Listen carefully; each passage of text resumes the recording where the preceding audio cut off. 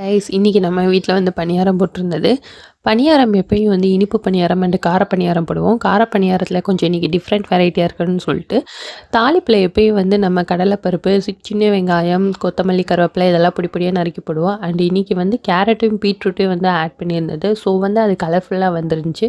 கிட்ஸ்க்குமே அதை பார்க்கும்போது எப்பயும் வெள்ளை கலரில் இருக்க பணியாரம் இன்றைக்கி பிங்க் கலரில் வந்ததுனால கொஞ்சம் விரும்பி சாப்பிட்றாங்க.